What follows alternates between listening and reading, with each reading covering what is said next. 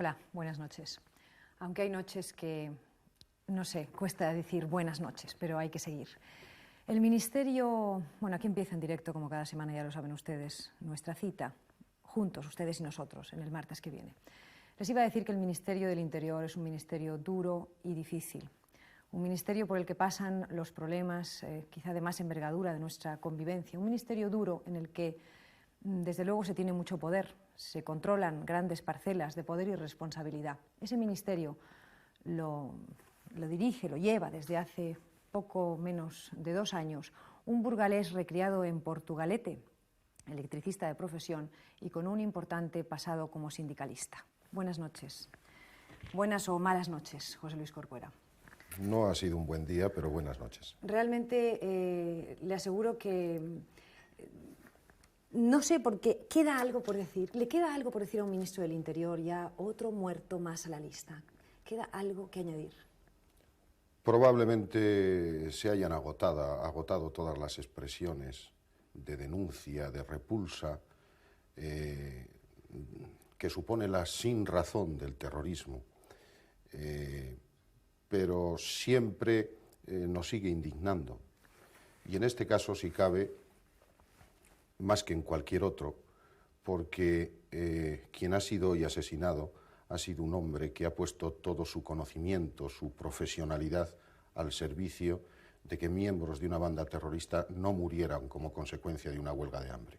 Por tanto, todos los calificativos que uno ha dicho muchas veces que pueda imaginar, en este caso, además los produce con indignación, porque es el asesinato injustificable de un hombre que además se ha distinguido por evitar la muerte de miembros de esa banda terrorista que le han asesinado. Pero señor Corcuera, el Grapo no decían sin parar que está prácticamente desaparecido, y de pronto salen y matan. Quiere decir que no acabaremos nunca. Yo jamás he dicho que una banda terrorista como la del Grapo haya desaparecido, ni creo que mis antecesores tampoco. Entre otras cosas porque quienes hoy matan o están en disposición de asesinar fueron en su día condenados por la justicia española y cumplidas esas condenas volvieron a estar en libertad. De ahí se puede entender algunas razones de la política que se está siguiendo por parte del Ministerio de Justicia, en definitiva por el Gobierno, de dispersión para que eso que tiene una secta terrorífica, pero una secta, deje de producir desolación, muertes, asesinatos, en definitiva. Esto realmente es la sinrazón por completo, ¿no? Es la sinrazón por completo porque te salvan la vida a pesar de que quieres morir de hambre. Quizás ahí también habría mucho que hablar, ¿no? Es decir, una persona que llega hasta ese extremo y a pesar, en contra de su voluntad, le salvan la vida, que incluso las madres, ¿no? Las madres de esos presos están yendo a las cárceles, están yendo a los hospitales a decir, no intenten alimentar a mis hijos porque no queremos que vivan. O sea, eso de todos modos, ¿qué cabe en esa cabeza? Pues... Usted, mire, por ejemplo, señor Corcuera, usted nació en un pueblo de Burgos, pero en fin, es usted vasco, tiene incluso acento de Bilbao, es una persona que ha vivido ya tantos años en el País Vasco, que puede llegar a entender esa sinrazón del terrorismo. Estamos ahora hablando de Grapo, pero es igual, podríamos hablar de ETA. ¿Hay para usted, a lo largo de estos años, alguna razón para que se entienda? No hay razón alguna. Yo diría que no la hay en ningún tiempo político, pero desde luego no hay razón alguna para que en nuestro país, para que en España se produzca el asesinato como mecanismo de imposición de unas determinadas pensamientos o ideas políticas. En España es perfectamente posible defender cualquier planteamiento político. Es más, incluso el entorno, digamos, político de ETA defiende con normalidad sus planteamientos. Estamos acostumbrados a ver a través de los medios de comunicación cómo exponen o plantean a los electores sus puntos de vista. Por tanto, es perfectamente posible, con la libertad que hoy tenemos, la defensa de cualquier postulado político, y ahí no cabe ninguna justificación al terrorismo, pero no es que no lo entienda yo, que nunca lo he entendido, nunca he visto razón alguna para matar, para asesinar de la forma más vil que uno puede imaginar, sino que no lo entiende todos los ciudadanos en España y no lo entienden los ciudadanos vascos. Los ciudadanos vascos han dicho ya en muchas ocasiones que cese la violencia, que cese el asesinato, que se deje de matar. Hay que continuar, porque ustedes comprenderán que esa entrevista no es que el señor Corcuera tenía previsto venir a este programa, claro está, a eso de las 6 de la tarde aproximadamente, no sé con exactitud la hora, entre las 6 y media, se ha producido este nuevo atentado con el resultado de la muerte del doctor. Pero, bueno, yo les decía al principio de este programa que tenemos que hacer...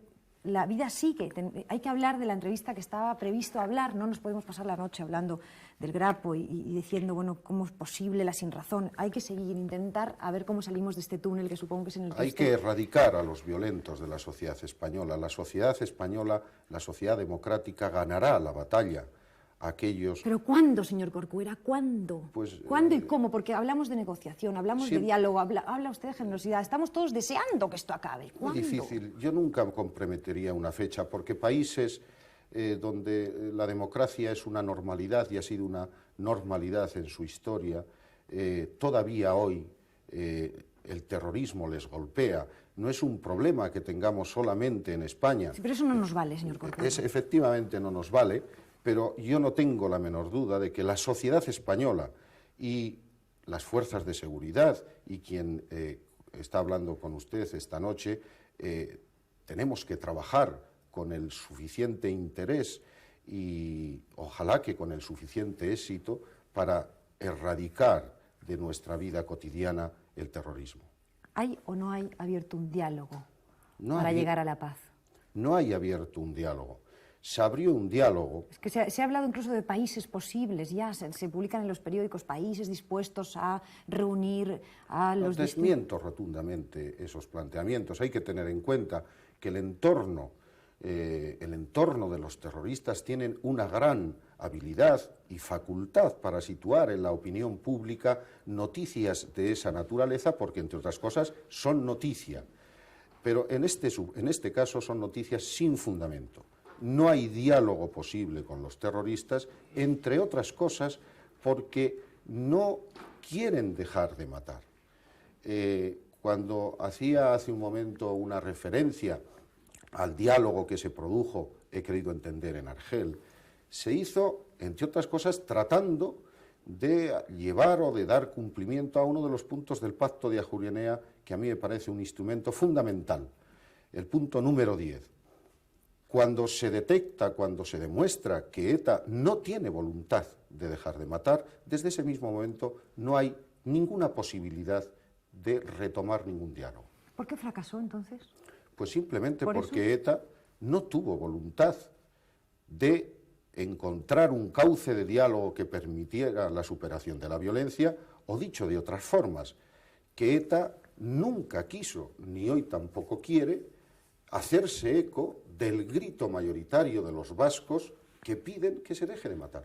Pero sí quizás sirvió Argel para que ETA se diera cuenta que en ningún caso las negociaciones, en si algún día tienen lugar, irían o estarían o tendrían dentro cuestiones políticas. Eso sí puede considerarse, ¿no? Sin duda, porque acabo de decir que el Pacto de Ajuria Enea, en mi opinión, es un instrumento fundamental, el instrumento que han puesto, el mecanismo que concibieron el conjunto de las fuerzas políticas vascas, las fuerzas políticas democráticas, y no creo yo, desde luego este gobierno no lo hará, este ministro tampoco lo hará, pero no creo yo que haya gobierno que pueda en algún momento determinado actuar en relación con este problema, con este gravísimo problema, al margen, a espaldas de acuerdos como el de Ajuria Enea o a espaldas del conjunto de las fuerzas políticas democráticas. ¿Puede aclararnos, señor Corcuera, qué quiso usted decir cuando habló de generosidad ustedes recordarán, en el programa de Radio Nacional de España, Comedor de Invitados? ¿Puede usted aclarar qué quiso decir con esa palabra? Quise reflejar en la contestación que tuve que hacer a la pregunta de un periodista lo que para mí significa el punto número 10 del Pacto de Ajuria Enea. Y es que, desaparecida la violencia, que no tiene justificación alguna de nuestro territorio nacional, de España en su conjunto y de Euskadi en particular, desaparecida la violencia, es decir, sin que tengamos más muertos, entiendo que esa vía de desaparición de la violencia generaría una respuesta positiva y responsable del conjunto de los ciudadanos de España. Eso es lo que quise decir. La respuesta fueron, bueno, respuesta, o no sé si concretamente respuesta, en todo caso llegaron 5 cartas bomba, llegó la muerte a través del correo, sembrando el dolor en muchísima gente. Entre otros llegó una carta bomba que fue desactivada contra usted. ¿Cómo? Porque usted tiene 44 años, usted está en esto hace relativamente poco tiempo. ¿Cómo consigue callar el miedo? Porque también lo debe de tener. Buena pregunta. Hombre, yo no sé si se superan los temores, porque no soy yo. Yo creo que... ¿Usted tiene miedo, señor Corcuera? Yo creo que no lo tengo. Bien. Creo que no lo tengo. Pero en cualquier caso estaría injustificado que lo tuviera yo si comparamos mis riesgos con los que tienen, por ejemplo, las fuerzas y cuerpos de seguridad del Estado, ya sea la policía, ya sea la Guardia Civil. Pero yo creo que esas cosas se vencen en el convencimiento de que se está trabajando apoyado por la mayoría del pueblo. Es decir, cuando uno hace algo pensando que detrás, digamos, del trabajo para vencer al terrorismo está la inmensa mayoría de los españoles y la inmensa mayoría de los vascos, yo creo que no deja lugar, no hay hueco para el miedo. Eso es lo que pienso. Que quizá cuando uno asiste a esos funerales a los que, por desgracia, usted como ministro ha tenido que asistir en múltiples ocasiones, ahí supongo que sentirá agresividad, claro está, porque en esos funerales habrá mucha gente que incluso pida pena de muerte, que digan ustedes se están equivocando, esto no puede ser, esto no puede continuar, pero al mismo tiempo también recibirá, supongo yo, porque así es la vida, ánimo. Es decir, ¿qué pasa ahí? O sea, ¿le sirven para algo? Porque usted no deja jamás de ir, o sea, va siempre uno tras otro. Sí, genera una enorme indignación, sobre todo, bueno, entre otras cosas, no sobre todo porque se ha producido una muerte que no tiene justificación y que además no sirve absolutamente para nada. Pero cuando ve en general la humildad del conjunto de las familias que han sido arrancadas de su lado un ser querido, un hermano, un padre, o cuando ve al padre de un joven asesinado que te ofrece su casa, si algún día te desplazas... Sí, yo recuerdo que... ¿Cómo que te ofrece su casa? ¿Para yo usted? Recuerdo que fui un día con el padre de un policía básico que era de Sevilla, y cuando me acerqué a mostrarle mi sentimiento, me contestó que me dio la dirección de su casa en Sevilla, en el barrio de Buenavista, y me dijo que allí sabía yo que tenía una casa, que tenía su casa a mi disposición. Qué impresionante, ¿no? Porque lo lógico sería lo contrario. Probablemente el único día que estaba a punto de que se me cayeran las lágrimas. Ese día probablemente sea el único, o uno de los pocos en mi vida. Porque uno pensaría que las familias más bien lo que hacen es, o sea, la respuesta que uno cree que pueda tener es de odio, ¿no? De decir, ustedes no han sido capaces de evitar la muerte de mi hijo. Sí, es comprensible, porque es legítimo que los ciudadanos pidan del poder político, y en este caso pidan del ministro del Interior y de las fuerzas de seguridad, en conjunto de los poderes públicos, que salvaguarden sus bienes y que eviten la comisión de este tipo de delitos, de estos asesinatos.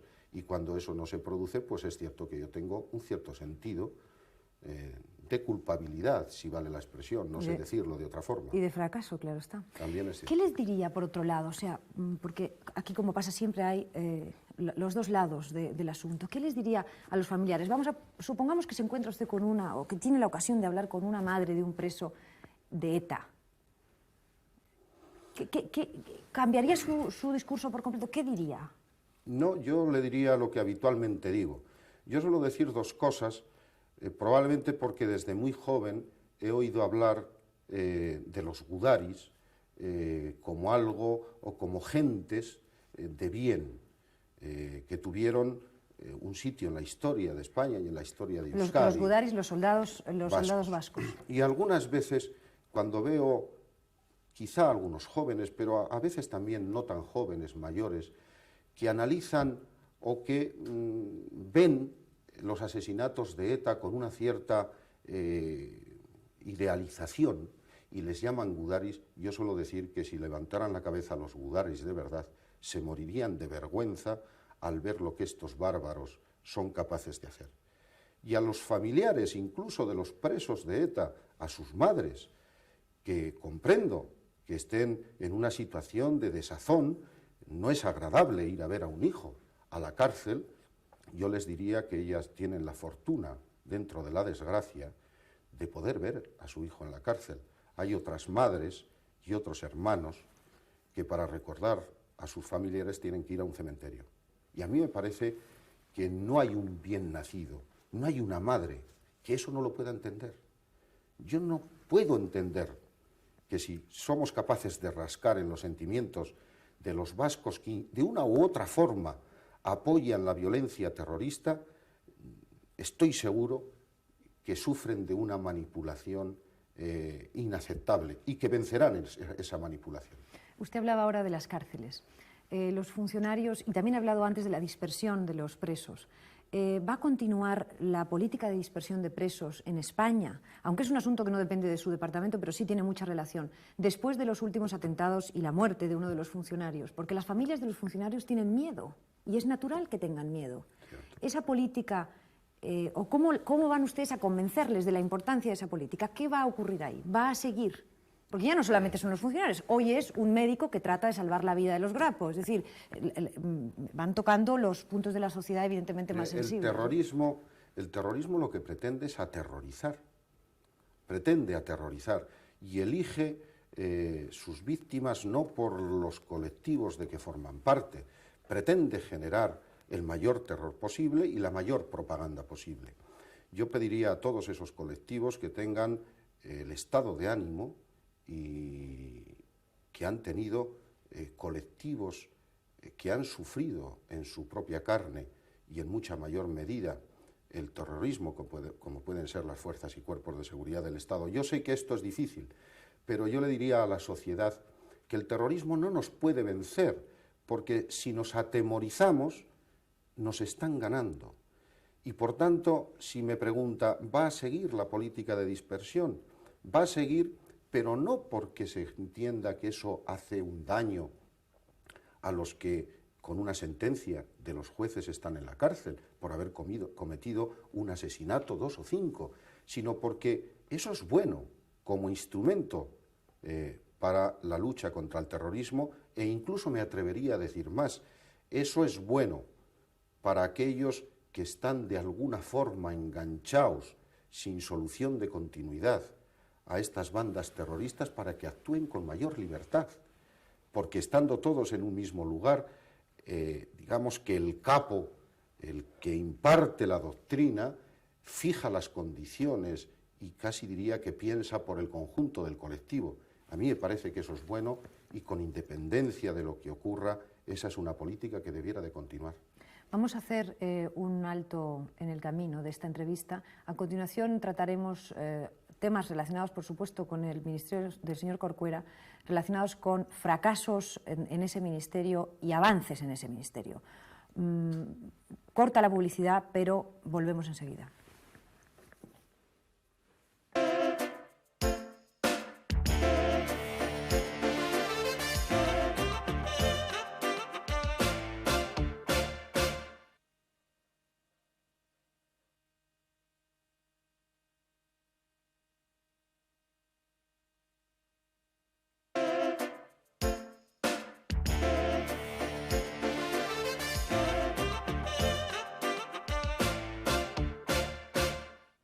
En directo con el ministro del Interior, don José Luis Corcuera. Hablábamos, les he dejado hace un minuto, decía, vamos a hablar a continuación de fracasos del ministerio. Uno de esos, usted reconoce como fracaso, uno de esos fracasos sería el que no hayan encontrado todavía ni el Zulo de Revilla ni el Zulo de Villoslada, por poner 2 ejemplos. Sí, ¿por qué no? Debiéramos de haberlo encontrado, seguimos trabajando para encontrarlo y tengo el convencimiento que lo encontraremos, pero entiendo perfectamente que la opinión pública nos reclame una mayor eficacia. ¿Entiende, por ejemplo, que estemos todos queriendo saber, después de casi 5 meses, quién atentó o quién mató a Josu Muguruza? Y la pregunta sería, ¿seguiremos después de 5 años, como ha ocurrido con Santi Brouard, el presidente de la Mesa Nacional de HB, sin saber quién cometió esos asesinatos? Después de 5 años, señor Corcuera. Yo tengo el convencimiento de que no. Es cierto que llevamos 5 meses, pero como llevamos 5 años también sin detener a miembros de ETA que han asesinado a un policía o a un guardia civil, y tengo el convencimiento que tarde o temprano se pondrán a disposición de la justicia. En el tema de Muguruza se está trabajando, sin duda, para que ese esfuerzo sea coronado por el éxito. Y yo tengo esperanzas en que seremos capaces de poner a disposición de los jueces a quienes cometieron ese asesinato, que para mí tiene la misma consideración que cualquier otro asesinato. ¿Y Santi Brouard? Santi Brouard ha tenido, creo que hay algún detenido en relación con el asesinato de Santiago Brouard, y hay diligencias y abiertas causas en los jueces que espero quede demostrado la autoría de ese asesinato. Usted, en ese despacho que dicen que es un potro de tortura, el despacho del ministro del Interior, ¿en algún momento de impotencia, de angustia, tiene la tentación un ministro o sus ayudantes o la gente que trabaja con usted de utilizar la violencia para acabar con la violencia? Puede pasar por la cabeza alguna tentación. Es probable que incluso a veces haya que dar algún paso por el filo, sin que caiga ningún pie en la ilegalidad, pero sí a veces ante la injustificación de un asesinato de 2, de 5, de 10, sí puede tener una reacción o un pronto que queda rápidamente olvidado. ¿Cuándo vamos a ver, si es que se celebra pronto, el juicio de Amedo? Por mí cuanto antes, porque una de las cosas que me parecen más peligrosas son los juicios paralelos. Yo confío más en los juicios de verdad que en los juicios paralelos. Por mí cuanto antes. Es decir, ¿usted cree que se está viviendo un juicio paralelo? Yo creo que eso es evidente. ¿Y que es injusto lo que se está viendo? Yo creo que la demostración de culpabilidad es algo que se tiene que producir, y mientras tanto nuestra Constitución, para todos, para usted, para mí, para todos, está concebida con que somos inocentes mientras no se demuestra lo contrario. Vamos al País Vasco de nuevo. Hay una noticia muy reciente, muy optimista para muchas personas, que es el futuro, la futura ocupación de la Ertzaintza, de la Policía Vasca, que irá sustituyendo a las fuerzas y cuerpos que dependen de su ministerio, incluso en temas relacionados con terrorismo y con droga. ¿Eso es una forma de normalizar Euskadi? ¿Eso es, después de 10 años de estatuto, un fruto muy positivo para usted? Yo creo que sí, porque debemos de ser todos muy respetuosos con las normas que hacemos y de las que nos dotamos para vivir en libertad y en democracia. Hemos hecho una Constitución, hemos hecho un estatuto, y en el estatuto se prevé la creación de una policía autónoma, una policía del Estado, que irá desplegándose en el tiempo, irá asumiendo algunas de las competencias, en algunos casos muchas de las competencias, que tienen las fuerzas y cuerpos de seguridad del Estado. Cuanto antes, ¿no, señor Corcuera? No, porque tiene un ritmo. Es decir, la formación hoy de la policía, de los policías nacionales o de la Ertzaintza, tiene una duración superior que la que tenía hace unos años. Antes se formaban en 3 meses, ahora son 9 meses. Yo diría que por ahí se va andando, y yo creo que con normalidad. Hemos hecho un acuerdo con el Gobierno vasco de colaboración, de cooperación entre las fuerzas de seguridad, entre la Policía Autónoma y las fuerzas de seguridad, y aquellas competencias que son estatutariamente de la Policía Autónoma serán de ellas y se producirá con absoluta normalidad. Y habrá otras que serán compartidas, porque cuando un terrorista asesina en Bilbao, no quiere decir que la decisión la haya tomado en Bilbao, o se produce el asesinato en Madrid, y puede ser hecho o por un vasco o por un madrileño. Y por tanto ahí se debe de producir una colaboración, y yo tengo que decir que en alguna ocasión la policía autónoma ya ha hecho detenciones en relación con el terrorismo. Hemos de cambiar de tema, no podemos pasarnos la noche hablando de terrorismo, entre otras cosas porque ojalá no hablásemos más de terrorismo, ¿no? Ojalá ya las entrevistas con el ministro del Interior se dedicasen a hablar de tráfico, de otros muchos temas que tienen relación con usted, porque además en ese ministerio tiene usted muchas cosas. Bueno, por cierto, señor Corcuera, usted que es un sindicalista de toda la vida, ¿cómo es posible que no haya conseguido usted ponerse de acuerdo con los sindicatos de su propia casa durante tanto tiempo? No, yo me he puesto de acuerdo con los sindicatos. Muy recientemente, tengo que decirle, ¿no? El año pasado firmamos un acuerdo. Pero sigue teniendo problemas, estaba a punto de tener una manifestación en Madrid. Donde no es posible el sindicalismo, es decir, se tienen problemas donde la ley prohíbe que haya sindicatos. Y yo creo que en España todos debiéramos de hacer un esfuerzo para dotarnos de las normas mínimas no discutibles, y por tanto, si la ley prohíbe que no haya sindicatos en la Guardia Civil, no podrá haber sindicatos porque es ilegal. Y quien, saltándose la legalidad, lo trate de hacer, pues estará cometiendo un delito. Pero es necesario considerarlo loco. Por ejemplo, me estoy hablando del Cabo Rosa. ¿Usted cree que hay que llegar tan lejos como para hacerle estudios psiquiátricos a un señor que lo que quiere es desmilitarizar un cuerpo que, bueno, en principio se llama Guardia Civil? Bueno, yo no tengo constancia de que eso se haya hecho. En cualquier caso, no habrán sido por instrucciones mías, pero yo no tengo constancia de que eso se haya hecho. Es decir, ¿le parecería mal si se hubiera hecho? Si se hubiera hecho sin razón alguna, desde luego que me parecería mal. Pero si hay una persona que lleva mucho tiempo con una baja por enfermedad, pues yo no conozco las razones de esa enfermedad. Pero en cualquier caso, si no hay razón para someterle a un examen, pues me parecería incluso antieconómico hacerlo, porque sería una pérdida de tiempo. Más de 6.000, hablando de tráfico, más de 6.000 personas han muerto el año pasado en las carreteras españolas. ¿Está usted seguro, señor Corcuera, con el corazón en la mano, que poniendo multas van ustedes a parar esa sangría? No, yo no tengo ninguna seguridad. Lo digo porque la nueva previsión de multas es aterradora. No, pero la ley no tiene un afán recaudatorio. Es decir, la ley no pretende recaudar más. Ojalá que no recaudáramos por multas. Sí, eso es porque eso quiere decir, o querría decir en ese supuesto, de que estaríamos en presencia de que esa minoría, que yo creo que la totalidad de los que conducimos vemos de vez en cuando en las carreteras una minoría que adelanta por sitio prohibido, que pone en peligro no solamente su vida, sino la de los demás. A esos hay que pararlos de alguna forma.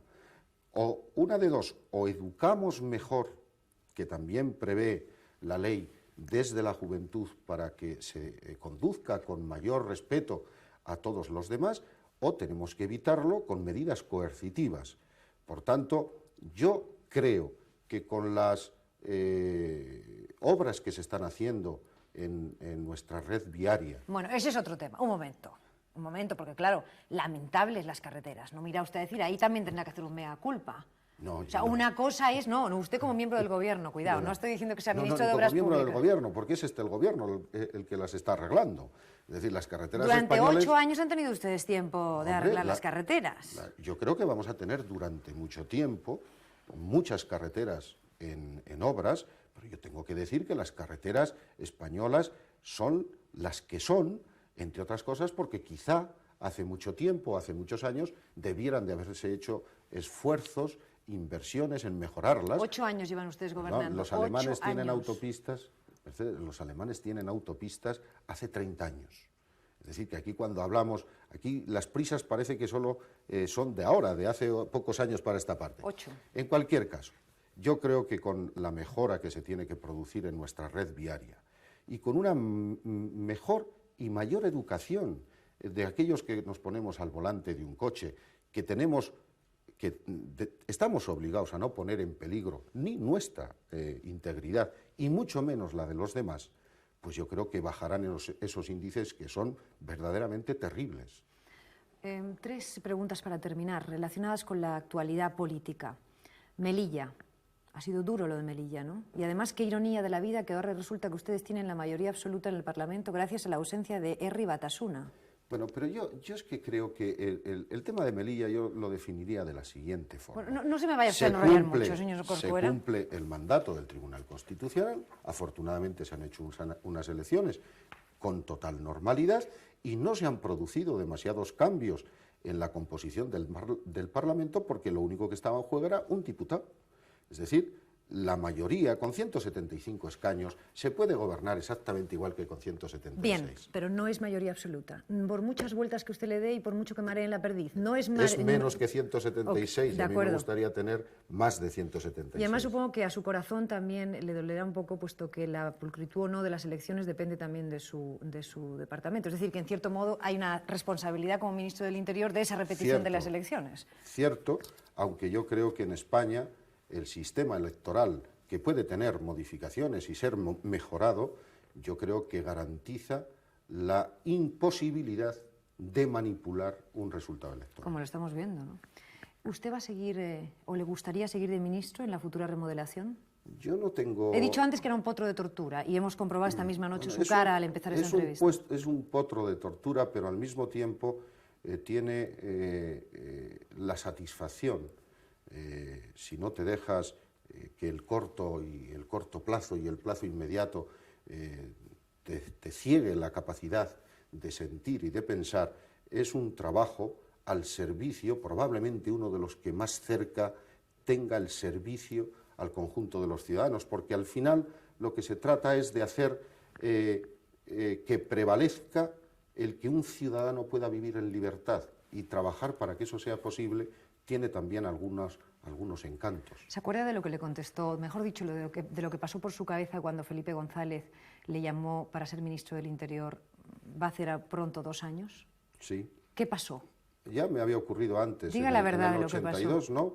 Pues un gran temor y una gran satisfacción, dos sensaciones contrapuestas, pero un temor ante una responsabilidad de esta naturaleza y una gran satisfacción, porque siempre es muy satisfactorio que un presidente del gobierno confíe en alguien, en este caso en mí, para llevar esta responsabilidad. Esos dos sentimientos se mezclaron. ¿Usted podría volver a ser electricista? Se lo pregunto porque imagínese que deja de ser ministro, imagínese que pierden las elecciones próximas y que usted tiene que volver de nuevo a su trabajo, del que es excedente, como Gerardo Iglesias ha vuelto a la mina. ¿Lo tiene previsto eso? No tengo previsto el volver, digamos, a mi profesión, pero quiero pensar que no me costaría demasiados esfuerzos. Probablemente sí que me costaría, pero quiero pensar, todavía me agarro a ese pensamiento. En cualquier caso, hay gentes que cuando plantean una crítica señalan lo que acaba de decir, lo del electricista. Yo al fin y al cabo soy de la clase dominante del país. La inmensa mayoría de los ciudadanos en España no han pasado por la universidad, y bien que lo siento, a mí me gustaría haber pasado por la universidad. No sé lo que haré cuando deje de ser ministro, yo sé que esta es una responsabilidad temporal, y además la satisfacción de serlo ya está cubierta, porque ya lo he sido, por tanto lo ligo con lo de la remodelación. No tengo más que decir respecto de ese problema, que no tengo nada que decir, porque es el presidente del gobierno el que tiene que decidirlo. Bien, pues gracias por esta noche haber venido a pesar de las circunstancias, porque yo temí que no viniera, sinceramente. Pensé que con el nuevo asesinato pues me llamaría y me diría no puedo ir al programa, ¿no? Gracias por haber estado aquí, gracias por sus palabras de ánimo para unos y para otros, y ánimo, señor Corcuera. Muchas gracias. A la familia de esta nueva persona desaparecida, no sé, todo lo que ustedes se puedan imaginar y más les decimos desde este programa. Buenas noches, pero la vida, como yo decía al principio, sigue, y además usted se marcha del programa en este momento. Nosotros normalmente, nuestros espectadores saben que los invitados se quedan hasta el final. El señor Corcuera hoy nos ha pedido, y le hemos entendido perfectamente, que se tiene que marchar al ministerio, por lo tanto continúa el programa, pero él no estará presente. Insisto que la vida sigue, aunque hay veces que cuesta tener que presentar una canción, a pesar de que esta canción sea muy bonita después de una entrevista tan dura, pero así es, tenemos que seguir. Y la pareja de esta noche, nuestra música de esta noche, es una pareja que va a cantar una canción de los Beatles, de ese grupo musical tan importante, tan, como diríamos, pues tan significativo en esta segunda mitad del siglo XX. La pareja de esta noche va a cantar Drive My Car, que es una canción muy conocida de los Beatles que ustedes van inmediatamente a reconocer, y son ellos ni más ni menos que Ana Belén y Javier Gurruchaga. Con ellos les dejo.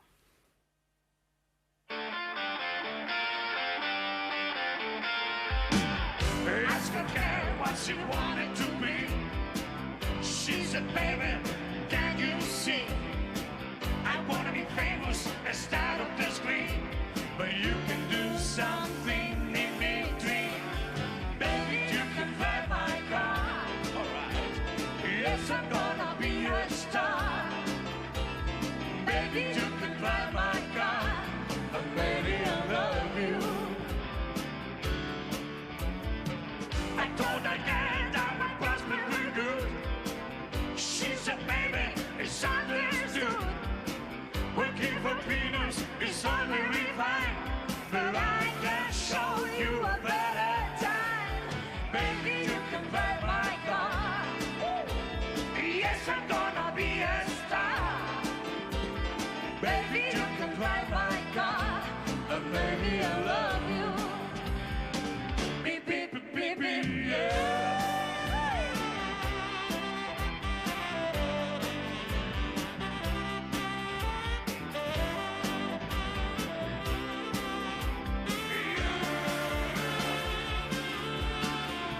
Baby, you can drive my car.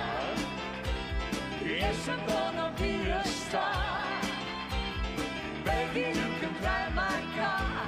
But baby, I love you.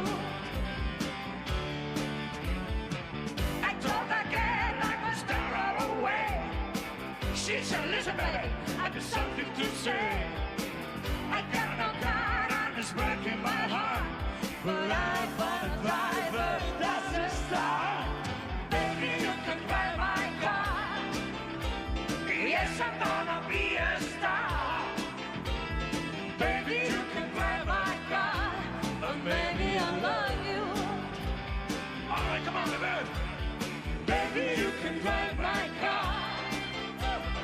Yes, I'm gonna be a star. Oh, yeah. Baby, you can drive my car. And baby, I love you. Oh, yeah. Beep, beep, beep, beep, yeah. Beep, beep, beep, beep, yeah. Beep, beep, beep, beep, yeah. Beep, beep, beep, beep, yeah. Beep, beep, beep, beep, beep, beep, beep, beep, yeah. Yeah, what am I calling it alone?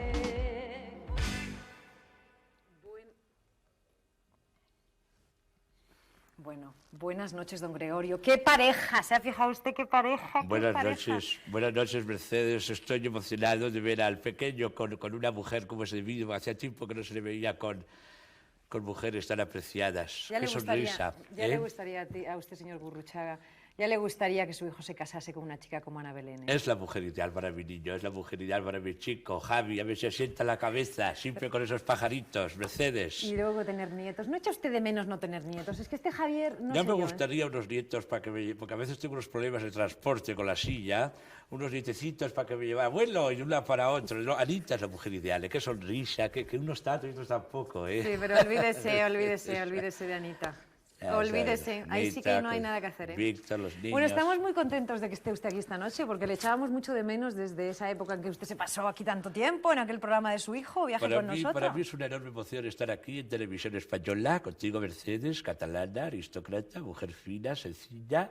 Estar aquí en televisión ha cambiado esto un poquito, hacía tiempo que no veníamos, por culpa del hijo, por culpa de las groserías del hijo, pero estamos otra vez aquí en Televisión Española, el niño se está reformando, ya han visto ustedes cómo canta con Anita, y estoy contento de estar aquí contigo. Me parece que está usted un poquito acomplejado con su hijo, me da la impresión, ¿no? Hombre, es que solo tenemos uno, Mercedes. Sí, bueno, pero es que también es mala suerte la que ha tenido usted, porque le ha salido uno, pero vaya uno, ¿no? Yo hubiera preferido chico y chica, ¿no? Lo que pasa es que si la chica como hubiera salido como el hijo, me hubiera horror, ¿no? Una nariz.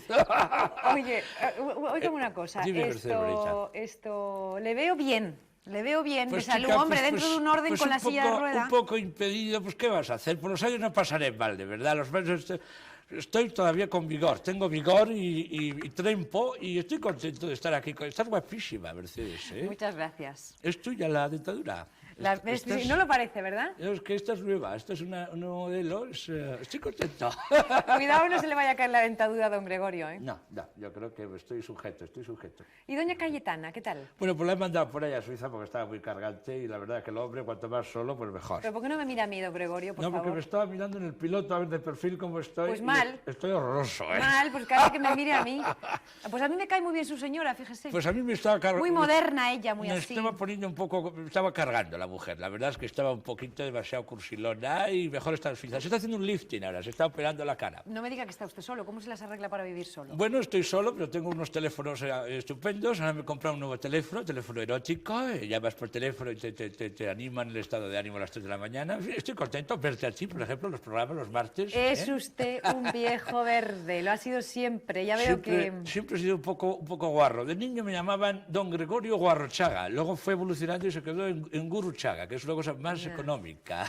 Ay, está usted Tengo aquí. la gota, Mercedes. ¿Sabe lo que pasa? Que le veo un poco como ya en la tercera edad, ¿eh? Lo de jubilarse, que hay tanta gente que considera que es estupendo y que porque Sí. se pueden hacer muchas cosas que uno no ha hecho y todo eso, ¿usted cómo lo lleva? Bueno, yo de la jubilación lo llevo un poco duro. Yo creo que los jubilados, y en esto estará de acuerdo toda España conmigo, los jubilados estamos un poco abandonados. Es poco con el dinero que manejamos, tenemos que andar siempre con el carnet del autobús, y estamos un poco abandonados los de la tercera edad, a ver si nos dan puestos de trabajo, a ver si a mí me fichan aquí de actor secundario, no me importaría nada, estamos un poco abandonados los de la tercera edad. Pero, pues, o sea, si yo, por ejemplo, a usted le dijera ahora, ¿qué Sí. sería su ilusión? ¿Qué le gustaría hacer? Cosas me dices. Mercedes, ¿qué cosas me dices en público? ¿Qué me gustaría avisar? ¿Qué me gustaría avisar? Es que a Gregorio Guruchaga, ¿qué le gustaría? Estas cosas no se preguntan. ¿Pero qué? Tengo que decirlo. ¿Sí? Tengo que decirlo. A mí me encantaría ser Mercedes Lendakari. ¿Cómo? Lendakari, sí. Lendakari, esa sería una jubilación muy bonita. Tenemos en Galicia a don Manuel, jubilado. Yo en Euskadi, Euskadi Norte, Euskadi Sur, este, oeste, hasta Huesca, todo para mí. En Vitoria y dándole al jarro todo el día unos vinos buenísimos, que hay vinos de la Rioja Alavesa. ¿Pero cómo va a ser usted Lendakari, un viejo verde? ¿Para dónde se ha visto? No, O sea, no, que que no, yo soy hombre, que una no. persona de peso, una persona conservadora, de conservar, una cosa, el Lendakari sería muy bonito, el Lendakari Gregorio Guruchaga. Venga, ya, venga, eso es hablar por hablar. Estás Hablar gua- por no callar, como dice una amiga mía. Estás guapísima, Mercedes. ¿Sabe lo que me gustaría? Dime, Que me reina. hablase de Javier de chiquitín. Porque yo tengo mucha debilidad por Javier Guruchaga. Tengo, es una cosa que tengo, ¿no? Nos ha arruinado la carrera el niño. 2 años sin venir a televisión por culpa de las tonterías del niño. ¿Por qué no un niño recatado, un niño en su sitio, siempre con ese deseo de llamar la atención, siempre con sus groserías, sus tonterías? Modoso, una cosa modosa, fina, recatada. Pero así era de chiquitito también. El niño también era un poco en la escuela, en el colegio, siempre llamando la atención. Las profesoras siempre nos contaban, ¡ay, este Javi! La verdad es que estamos contentos por otro Y lado, luego- estamos contentos porque estamos viviendo del hijo, ¿me entiendes? Ahí Sin el está, hijo no ahí es ni está. lifting ni Ahí nada. está. Y luego, no, pero yo estoy segura de que... Me acuerdo yo de una entrevista que le hice a Javier hace tiempo. A Javier de Cataluña. Sí, y en el que me decía que sus padres lo que hubieran querido es que él se quedara en el banco, donde trabajaba de Sí, botones. sí, es verdad, el chico tenía un futuro espléndido porque ahora, por ejemplo, podía ser presidente del Banco Hispanoamericano, tener un despacho muy bonito, con teléfonos, secretarias, contestador automático, luego un sueldo bonito, luego entra y sale mucha gente, botones, ascensores, en fin, es un trabajo muy bonito este del banco, y el niño pues se nos fue por el rock and roll, esas cosas de cantar, de llamar la atención, las groserías, la televisión, el viaje con nosotros, en fin, que nos ha arruinado a Cayetana y a mí, que estábamos plácidamente en San Sebastián, una ciudad muy bonita, y nos trajo y nos hizo famosos y ahora no podemos salir a la calle porque es una vergüenza. Esos son los padres de Javier, de ese grosero, indeseable, inmoral. Y nosotros, a esta edad, a la tercera Qué edad... la vergüenza que usted tiene que pasar con las canciones. Usted me pega que sea un hombre que le gusten Pero las estoy canciones contento de con su esta época. de Anita Belén, qué fina ella, qué sonrisa, es la mujer ideal para mí. Yo le Pero digo, una olvídese. así, búscate una así, o una como Mercedes también, respondona, una así, una con carácter. Que Yo te co- saque de estas mariconadas que haces, hombre. ¿Usted de suegro mío? Usted con Javi De nuera, yo de nuera es- suya. ¿Usted además, sabe lo que soy yo, Javi don Gregorio? se ennoblecería, porque Insoportable. sería Eso sí. conde, ¿no? ¿O qué sería? Conde. Conde de Gurruchaga. Conde de Gurruchaga. Bueno, señor Gurruchaga, Dime, bonita. le van a venir a buscar, ¿eh? Porque me han dicho que a eso de las ¿Qué 10 me de dices? la noche y son menos un minuto le venían a buscar. ¿Qué Así me dices? que ¿Me retiráis ya? ¿Me jubiláis? sí, ¿Pero por qué? Guay. Pues porque porque tiene usted que irse a su casa. ¿Pero por qué este interés en... Yo estoy a gusto aquí contigo en directo para toda España, que solo hay una. Ay, me estoy viendo por televisión, la verdad es que es mejor que me vaya a casa. No, vamos a Sí, dime. acabar la entrevista Sí. esta ya, entre otras cosas porque tengo una sorpresa después de la publicidad para usted. ¿Qué me Porque sale dices? un chico amigo de su hijo. ¿Ah, sí? Sí. ¿Qué me dices? Una sorpresa en el martes que viene con Una Mercedes. sorpresa, una sorpresa. Bueno, pues ¿Qué nada. arrugada te ponen en el dibujo animado? Te ponen muy arrugada. Pues a eso es lo que voy, a eso es lo que voy. A lo de la arruga. Bueno. Bueno, don Gregorio, gracias por haber venido. Gracias por estar aquí otra vez en televisión. ¡Viva televisión! Aquí, Eso ay, cómo es. echo de menos estos platós, todo. Sí, que otra época era. Vamos Adiós, a- bonita. Adiós, señor Adiós, Gurruchaga. adiós. Vamos a despidiendo al señor Gurruchaga, vamos a pasar a la publicidad. Que me saquen, Y ¿no? luego Que me tenemos esa sorpresa para el señor Gurruchaga, no para ustedes, que saben perfectamente que cada semana tenemos un dibujo animado. Hasta ahora mismo. Me sacan ahora, ¿no, Cristina? Que me saquen, por favor. Sacadme. Ahora.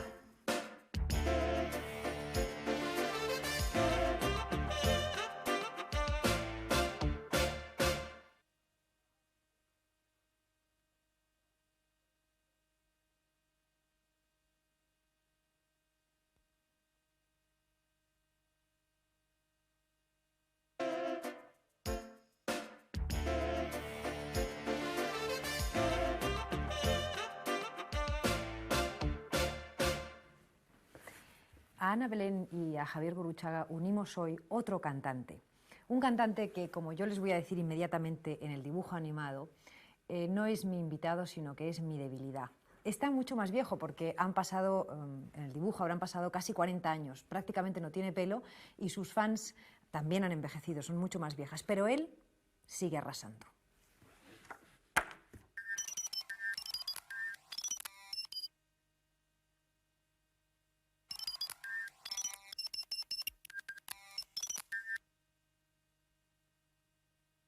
Hoy, en nuestra entrevista del futuro, un hombre que más que mi invitado es mi debilidad.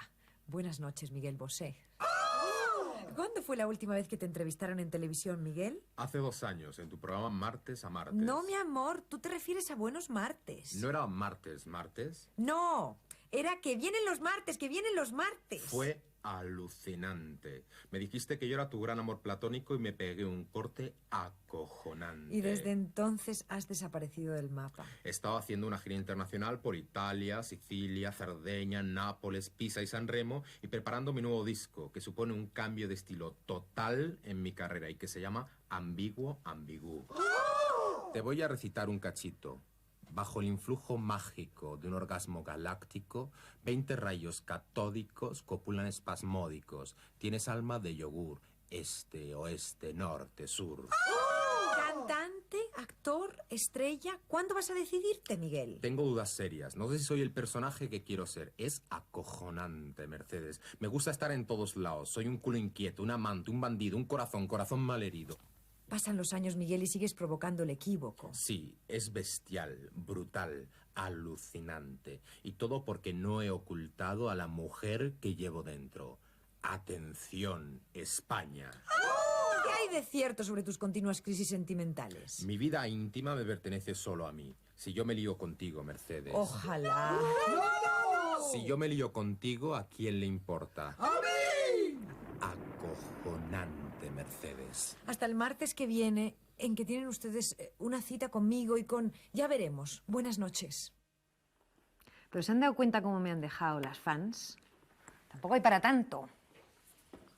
Buenas noches, Javier Gurruchaga. Hola, muy buenas noches, Mercedes. En fin, no está la cosa tan mal, ¿no? No, es que han arrasado las fans, han pasado por mí, Dios mío de mi vida. Tú no necesitas del dibujo animado. para el paso del tiempo, porque hasta tu padre hace un momento aquí y ya hemos visto perfectamente cómo serás tú dentro de 40 años. ¿eh? Sí. Los dientes un poco... Un poco más deteriorados, ¿no? Bueno. Hombre, a mí me gusta que me hagan caricaturas. Hay un caricaturista, lo voy a decir, me gusta mucho, que se llama Loredano, que hace unas caricaturas muy distorsionantes, muy bonitas. Tu padre nos ha dicho muchas, está muy quejoso, ¿no? De que no está en televisión por culpa tuya, de que eres un hijo único que les ha traído, que de pequeñito ya les traías problemas. Ha dicho que en el colegio las profesoras decían que tenías un cierto afán de protagonismo con 4 años. Yo he leído que era con 4 años, no sé si es la verdad. Sí, bueno, la verdad es que siempre he sido un poco, en fin, un poco de contar chistes y hacer algunas bromas no Pero muy pesadas, no muy pesadas. Cuando tenías 12 ya imitabas a Alfonso Sánchez. ¿Ustedes se acuerdan de Alfonso Sánchez, aquel crítico de televisión? Házmelo un poquito. Voy a hacer ahora lo de Alfonso Sánchez. Yo empecé, la primera actuación en público fue imitando una canción de Elvis Presley, que yo la cantaba fatal, y imitando a Alfonso Sánchez. Entonces yo creo que lo imitaba a todo el mundo, ¿no? Es como ahora creo que imitan a Julio Pero Iglesias. házmelo un poquito, es que me gusta a mí escuchar a Alfonso Sánchez. Una cosa así como... Buenas noches, estamos hasta Marilyn Monroe, esta buena pista de Hollywood. Hacía muchos titubeos Era de esos. exacto, es verdad que lo imitaba Y todo lo el mundo. hacía bastante. O sea, eso a los 12 años, ya te subiste... Festivales infantiles, hace 20 años. Te subiste a un escenario a los 12 años, ¿no? A los 12 años. Empecé como presentador, como cantaba alguna cancioncita, hacía parodias y estas cositas. Claro, lo que pasa es que ha ido pasando el tiempo y esos años parece imposible, pero claro, después de tanto tiempo encima en el escenario llevas... Tú eres, desde luego, un artista muy singular, muy sui generis, dice la gente, ¿no? Eres cantante, eres humorista, showman, actor, que también haces cine, en fin, un poco de todo. Tus padres... Porque no me ha dado tiempo a mí a preguntarle. Le he preguntado a don Gregorio por ti de cuando eras pequeño. Pero bueno, te puedes imaginar lo que me decía, ¿no? Pero tus padres eran de origen muy modesto. Tu madre cocinera, tu padre obrero. Sí, sí. Ellos no querrían para nada esta carrera que yo estoy explicando para ti, ¿no? Bueno, ellos hicieron por mí todo lo que más podían hacer. Ellos trabajaban los dos, ellos querían que tuviera una educación lo mejor posible, que no me faltara nada. Y bueno, pues yo a los 14 años me puse a trabajar en un banco. Ellos pensaban que eso era lo que mejor podía ir para mí. Yo quería estudiar, quería hacer otras cosas, quería estudiar filosofía y letras, quería estudiar saxofón. En fin, es una historia muy larga, pero yo quería hacer algo diferente, no quedarme en la contabilidad. Los números me aburrían muchísimo. No me extraña con la pinta que tienes de que te aburrieran los números. Empecé de botones y bueno, pues estuve 5 años ahí martirizado, ¿no? Dime una cosa, ¿es verdad que desfilabas en la mili tocando el saxofón? Sí, sí, yo hice el servicio militar, lo hice voluntario, lo hice en San Sebastián, primero el campamento en Vitoria y fue tocando el saxofón.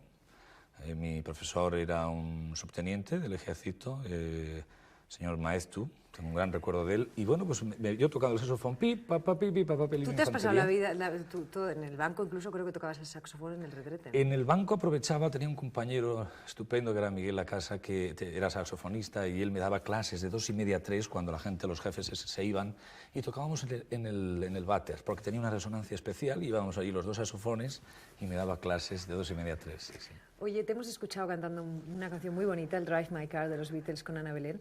Esa línea de recuperación de todo lo que fueron tus mitos, porque no saben ustedes, Javier Gurruchaga estuvo loco por John Lennon. Yo me imagino el día que te dieron la noticia de que habían matado a John Lennon, seguro que lloraste, que te desgarraste, ¿no? Pues sinceramente sí, me llamó un amigo y me dijo, pues, oye, ¿sabes a quién han asesinado? Han asesinado a John Lennon. Entonces me quedé petrificado, ¿no? Este era mi principal ídolo, más que Elvis, más que otros.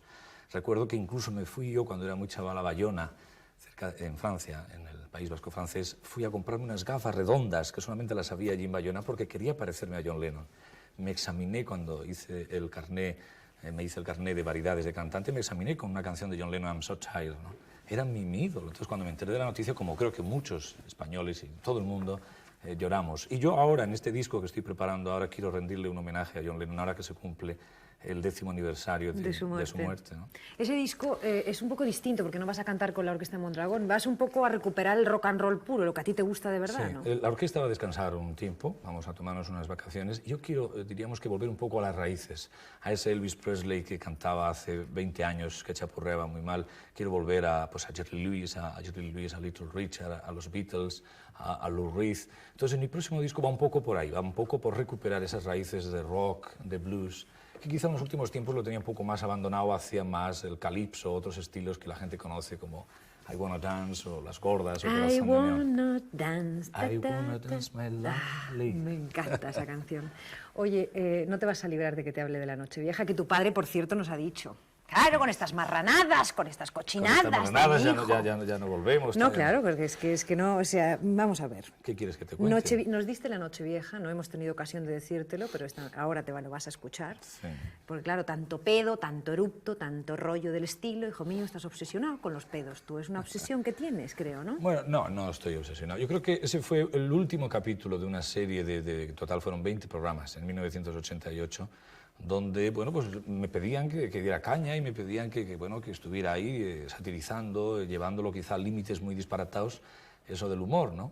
Y bueno, pues yo aquello lo englobaría como una etapa televisiva muy interesante, con mejores y peores programas, y bueno, pues el fin de año pues tuvo un poco de mal olor, pero bueno. ¿Te has arrepentido de todo eso? ¿Te han echado mucho en cara? Yo sinceramente no me tengo por qué arrepentir. Yo soy un caricato, es un cómico y hay las cosas que cuento y que satirizo están ahí. ¿Pero por qué el pedo tienes... existe. Hay un estupendo tratado del siglo XVIII Eso, ¿por qué sobre el tienes pedo. tanta obsesión por el pedo? No y el erupto. No tengo tanta obsesión por el pedo. Me han dicho además que tú, vas por ahí, estás arreglado en algún sitio y tú, tus peditos, tu rollo y tal. No, de verdad, no es en exceso. Yo creo que todos tenemos algún que otro obsequio con el aire, pero no es una cosa exagerada. Prefiero coleccionar otro tipo de cosas. Estás muy fino más esta que noche, coleccionar Javier. pedos. Estás muy fino tú. ¿Fino? ¿Más delgado? ¿Me notas más delgado? Sí, estás más delgado, pero además estás muy fino. Quieres compensar a lo mejor No, las no. marranadas que nos hiciste aquella noche. No, yo creo que sinceramente a mí me gusta en cierta manera provocar, pero no estar siempre provocando, que también todo el mundo me pida, ahora provoca y más, y ahora métete con este. Me apetece satirizar, divertirme, reírme, pero no siempre estar en la cuerda floja. Y quizá yo que sé cuándo, en un futuro proyecto, igual haría otro tipo de programa, otro tipo de filosofía, ¿no? No estar siempre ahí en un tira y afloja con la gente. Me gusta divertirme y provocar un poco, pero tampoco estar siempre en esa tesitura. Ustedes recordarán algunos de los momentos más gloriosos de un programa que se tituló Viaje con nosotros, que hizo Javier Gurruchaga, del que hablaba su padre y del que estaba hablando él también esta noche. Digo recordarán porque hay momentos de televisión que uno recuerda para siempre más. Bueno, pues uno de esos momentos fue, quizá el más de todos, de ese programa, la parodia de una entrevista que le realizaba mi querida compañera Victoria Prego, a el presidente del gobierno, Felipe González. Vamos a verla. Bien, yo creo que el pueblo realmente últimamente no le capta, no le entiende el lenguaje que usted utiliza. En la calle, otras cosas, el pueblo no le comprende. Mais ce sont les questions financières et politiques que les présidents comme moi s'occupent. Je crois que le peuple, au point de vue socialiste, il ne devrait pas avoir peur. Et puis, moi, je vous dis tout de suite, la confiance es ce qu'il faut, c'est tout. Pero yo creo que hay una cuestión, señor presidente, una cuestión que está en la calle. Hay una cuestión que yo creo que preocupa a la gente, y es el tema del desempleo. La gente del paro del desempleo. ¿Por qué? ¿Por qué? Porque la situation en ce moment est terrible peut-être pour vous, mais je crois que 2 ou 3 semaines, tout ça se passera. Je crois qu'il ne faut pas faire attention à ce que la presse dise. Nous sommes un pays socialiste, libre, et puis moi je crois que tout est ok. Ça. Yo creo que es suficiente una cosa de la cosa del Parlamento, la cosa está en la calle. Vamos a hacer una cosa. La calle es el presidente, hay unas cuestiones. Aquí el tema de la banca. La banca está encantada. Sabemos que es el presidente de todos los españoles, pero ¿por qué está tan entusiasmada la banca? ¿Por qué está tan entusiasmada la banca? Donc la banque, mais c'est rien la banque. Ce sont des affaires de finances que mes financiers vont s'occuper. N'ayez pas peur. Dès que la banque et moi nous aurons un meeting, tout de suite on s'en occupera. Pero yo creo que hay una cosa que puede ser presidente. Es una cosa que no está... Corten, dicho corten.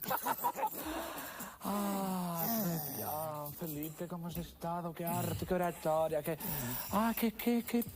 bien, ¿no? Bien. Vamos a seguir. Top. Monserrat. Tengo un regalito para ti. Tengo un regalito para ti, te va a encantar esta quejarte. Tienes un regalito, unos calcetines. Mira qué bonito. Felipe, ¿se puede saber qué hacéis? Ya está bien, ¿no? Ma scusa, no es por tanto. Monserrat. La patria. Victoria. Andiamo da la patria. Ay, qué contenta estoy, qué bien nos ha salido. Tenemos presidente hasta el año 2000. Ay, cómo está desgastado el poder. Qué pequeñito está.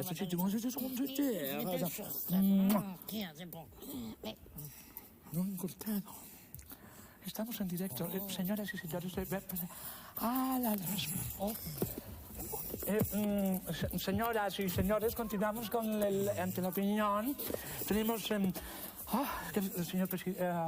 oh la la. Mon Dieu, bien.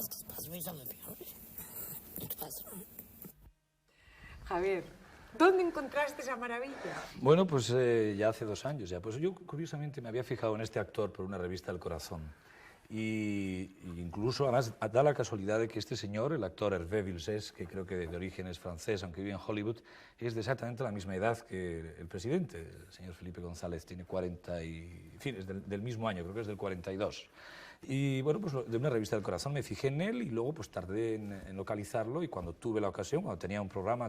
Vaya golazo, ¿eh? Vaya golazo, que además creo que la reacción tanto de Victoria Priego como del presidente del gobierno fue muy buena. De Victoria no me extraña, Sí, porque se debió Victoria- tronchar de risa. Y el Victoria- presidente creo que te envió una carta. Y el presidente me mandó una carta muy simpática donde me animaba a seguir en esa línea de imitar, de parodiar un poco todo aquello que huela un poco a cutre, creo que decía en la carta del señor Felipe González. Y bueno, pues eso era muy estimulante en unos momentos en que Estabas muy asediado un también. programa te asediaba, la prensa te ponía como monstruo inmoral, en otros te llamaban genial, en otros... Entonces, pues de repente reconforta, ¿no? Que el caricaturizado pues te anime a seguir por ese tono de humor que necesita un poco, yo creo, necesitamos todos un Todos. poquito, ¿no? Salud. Hervé nos echó un gran capote.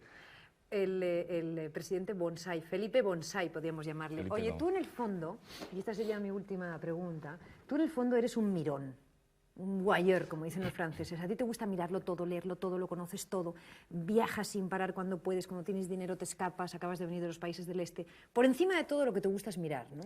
Sí, me gusta mirar mucho. Yo creo que todo aquel que pues, le gusta un poco interpretar otros personajes, pues tiene que fijarse en la gente, fijarse, sentarse en las terrazas, ir al cine, observar en un bar a la gente cómo se comporta.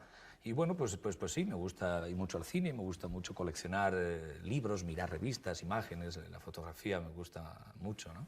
Y bueno, y soy un viajero, y en los viajes lo que hago más es mirar. Acabo de venir ahora del este y desde luego pues ahora he venido fascinado por 2 ciudades maravillosas que están recuperando la democracia, y desde luego yo, que siempre he sido, confieso, muy simpatizante y sigo siendo muy simpatizante de la clase obrera y un poco de las izquierdas, pues he venido francamente decepcionado, ¿no? De ese monstruo que es el comunismo estalinista, ¿no? De las atrocidades que se han podido ver en Budapest o en Praga, que yo acabo de ver ahora, he estado con Vicente Molina Foix, amigo mío, hemos estado de viaje 15 días, ¿no? Y ahora hay una película que refleja muy bien también toda esa sordidez, como es La última de Costa Gabras, que me ha impresionado muchísimo, y también como mirón, te la recomiendo a ti y a todo el mundo, Iremos que es a la verla. de la caja de música, ¿no? Me gusta mirar, y siempre se aprenden cosas buenas, a veces mirar cosas más serias, más tristes, o cosas divertidas, como ver a Hervé en una revista y luego Trasladarlo a tu programa de televisión, y ¿no? hacer un guiño Bueno, con el presidente. Esta ¿no? noche vamos a tener oportunidad de ver una gran película, tú que eres un aficionado tremendo al cine, ¿no? Tú en el fondo a mí me da la impresión que lo que eres es un solitario, después de todo, ¿no? Bueno, yo creo que soy un poco solitario, pero tampoco me gusta estar siempre solo, ¿no? Quizá para ver esta película Vértigo, me gustaría estar acompañado de alguien, a poder ser una señorita bella. Vértigo o de Entre los Muertos, que es el otro título, ¿no? Puedes escoger. ¿Cuál es el título que más te gusta? A mí me gusta más Vértigo, va más con mi psicología y a veces con mis hipocondrias y mis vértigos personales. Javier, gracias. Muchas gracias. Gracias a por ustedes. todo, gracias por tu trabajo, gracias por cómo eres, por todo, por tu música, etcétera, etcétera. Y gracias por haber venido. Por llamarme, tenía ganas de volver y tenía ganas de charlar, porque el año pasado apenas me dejaban hablar, solo cantar, y quería charlar contigo, y gracias a todos los espectadores. Muchas gracias. Buenas noches. A ustedes les cito, como siempre, para la semana que viene. Tenemos una cita, no lo olviden, porque para nosotros es importante que estén ustedes ahí Así que ya lo saben. Nos vemos el martes que viene. Adiós.